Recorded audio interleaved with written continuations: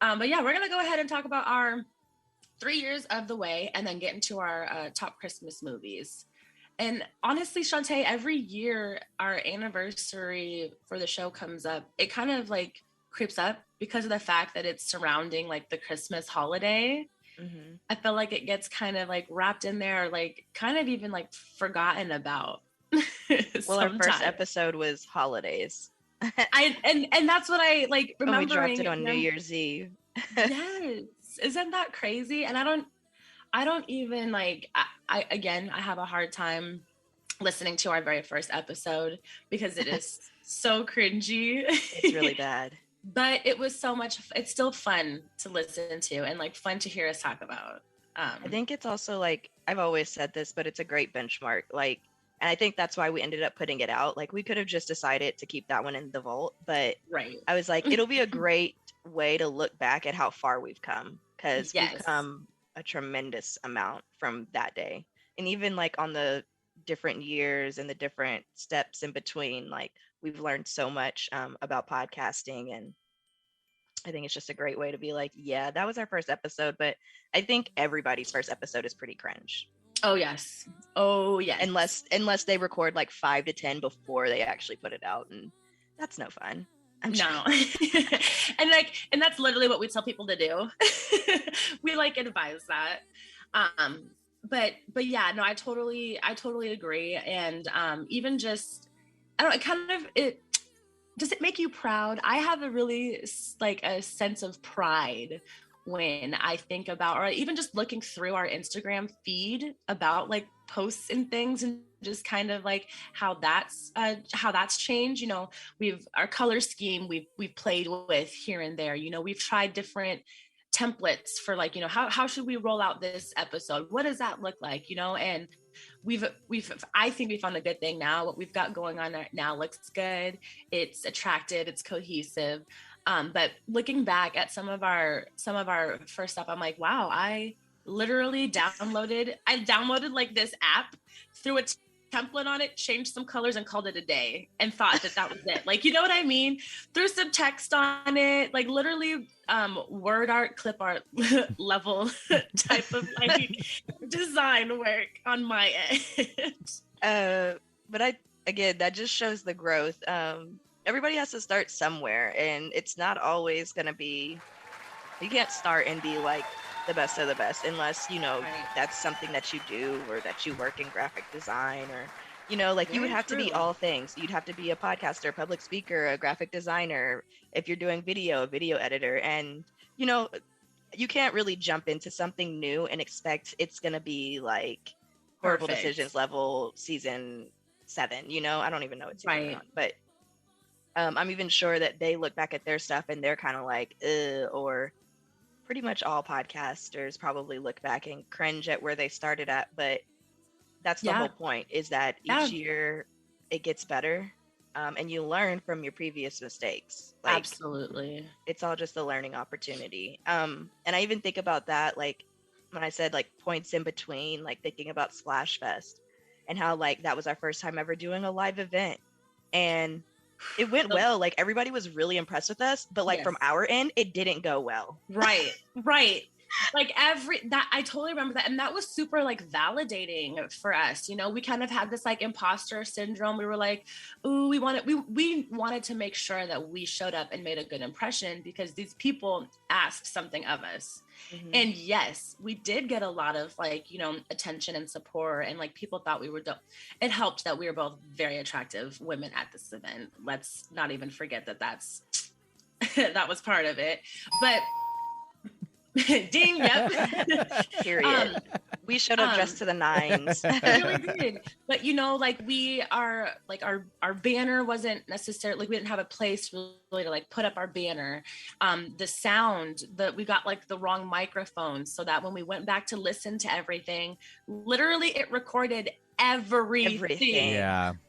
In one of the interviews, we heard somebody sneeze like 7 times, and I was like, "This is not usable." And then, well, do you remember that one girl who was randomly talking about the winter months? I think that's what the sneezing happened.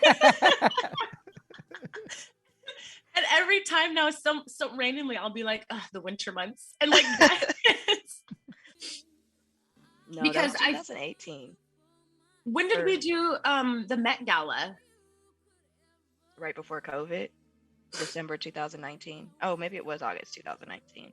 I think so, yeah. So even just between our setup for Splash Fest and then trying to transition into our doing the Emerald City Gala. Did I say the Met Gala? I always say that. Manifest. But that was the end of August to like the middle of December. And even then, we researched, okay, so like let's figure out what different mics we're gonna need. How is this a different way to make it portable and still effective? And we still hit some bumps in the road. We still didn't have the right mics. Right. We hit some bumps in the road there. Like I was just like, I'm over microphones. But I will say we killed it. We won Best Dressed, and that was a high moment for us. I feel like it's a podcast. Yeah. People know that we come to do our job. Like we're pretty professional in these environments, but we also know how to look and show up and dress to impress. Okay. Yeah. I loved my dress. I wish I had more pictures of me in it because it was fire. It is so fire. It was like, Vinny, if you don't know, it wasn't like a completely feathered dress. It had like one sleeve that was long. One was like off the shoulder. It was sheer. It was kind of like a pinkish, champagne-ish color. My favorite color. And it was a long dress, but it was like a high-low. It had like a high-low. Yeah. And it was just, it was so cute. It had like a little bodysuit in it too, So I was cheeky. From the behind, yeah, the butt looked all cute. I had been kickboxing, so like everything looked good. Your hair looked really nice. Yeah, I know, right? Sorry, we're digressing. Yeah, that was a lot of fun. And they're actually doing the Emerald City Gala again this year. And I'm sad we can't go, but I am happy that they're able to put on the event. Hopefully, like nothing. That's today. I was just gonna say that. I was like, it's tonight. It's today, the 23rd. I was like, what is today? Yeah, they're doing it tonight. Let's do a quick plug.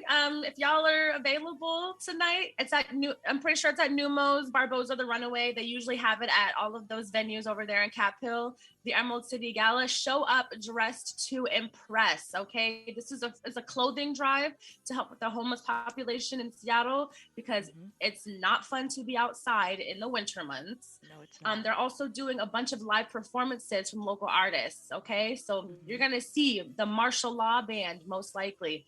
And a bunch of other people I don't actually know specifically. Charlie Cash, Sid the Slime, Mal Holiday. There we go. Rhetorician.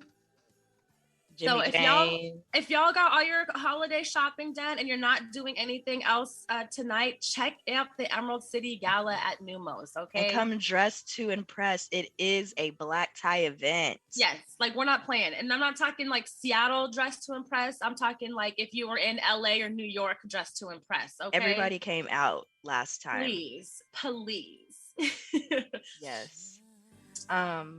I guess, what are some other things? What have been some of your favorite episodes or surprises about the podcast? I think one of my favorite episodes that I really do kind of constantly go back to is the one that we had with Kendra Springer. I just, outside of it being extremely educational, it to me just kind of epitomizes the reason why we kind of started doing the podcast. We did our thing as far as like interviewing her and trying to get to know her, which is like, standard. Anybody can do that. But we also were able to get her to feel, comfortable enough to really like open up and share with us and cultivate that, again, deeper conversation. And that meant a lot to me. So that's something that I really think about as far as like, I think that was a very successful podcast for us. That's one of my favorite ones. For those of you guys that don't know or remember Kendra Springer, she's a makeup artist. She was actually on, I can't remember the show, but Ashley Graham had a makeup show, and she was actually on it. She's an amazing, sweet young lady. She is an advocate for clean beauty products and things like that. And she really shared so much knowledge with us about, like that portion of things, but then also shared with us some personal struggles that she had been dealing with and kind of what that reality looks like for her and what it looks like in her relationship. It was just beautiful. Check it out. Kendra Springer, we actually have her on our Instagram. And if you guys, March 25th, 2021, that was actually, I guess, the episode that we had her on. So go back and check it out on all of our almost streaming platforms if you guys want to check it out. It was a really good one. I really liked that whole series that we did in March. It was Women's History Month, and yeah, that's right. I feel like all three women that we brought on that month were just really inspiring and had a lot of great things to say. I really appreciated the conversation we had with Twiya. It felt like, for me, the first time we'd brought a hot topic to an interview, when usually we'll kind of center it around their music and what they're doing. But for me, we talked about, the whole Zaya Wade situation and everybody being upset about that. And I really appreciate it because, again, like you said, it felt kind of about like why we started the podcast. And we really didn't shift our format to fit the guest, but had the guests really get into what we were trying to do. Exactly. Yes. I agree. That's exactly how I feel. It just seems so much more organic that way, and such a natural flowing conversation. I also really like the one with FOH just because their podcast. That was just fun. Yeah, I feel like we play off of each other, and they always have a really like funny and fun perspective on stuff.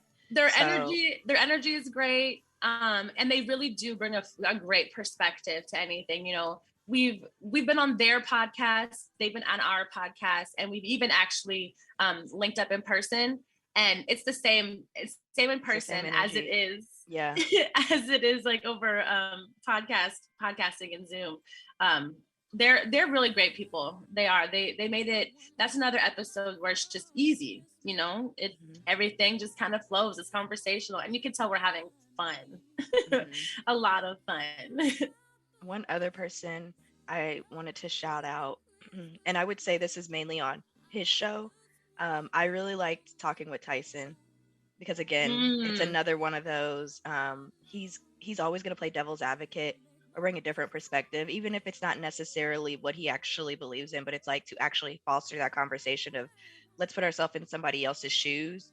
And I appreciate that about him. And so like when we went on his podcast, we made it very clear off top that we were Democrats, and we kind of had a debate on why and like voting rights and why we should do that, why people should vote.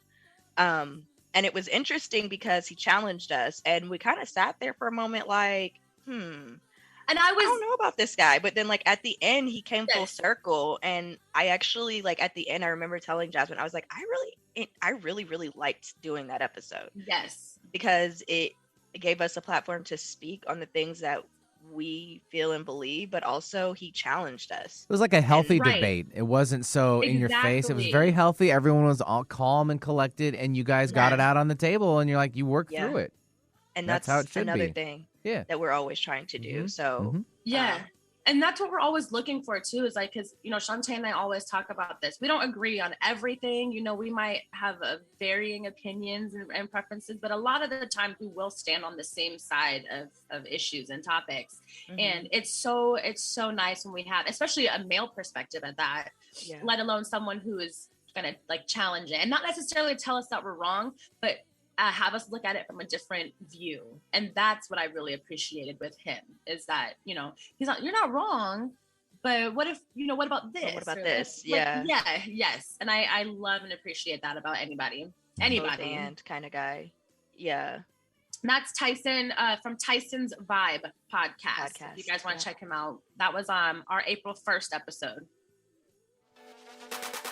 Hey friends. Hey y'all. For those who don't know us, we are Jasmine and Shantaé, hosts of the weekly podcast and radio show, The Way with Jaz and Tay. In our show, we like to bring lots of laughs, sass, and opinions to get you ready for the day and the weekend ahead. You can listen to us anywhere you stream your podcasts. That's right, you can stream us anywhere. Apple, Google, Spotify, literally anywhere. And for more weekly updates, TikToks, and other shenanigans, follow us on Instagram at The Way Jasmine and on Twitter at The Way JT. And you can check us out on our website, thewayjtpod.com. Again, that's thewayjtpod.com to give us suggestions or learn more about advertising and sponsorship opportunities. Until next time, bye. Peace.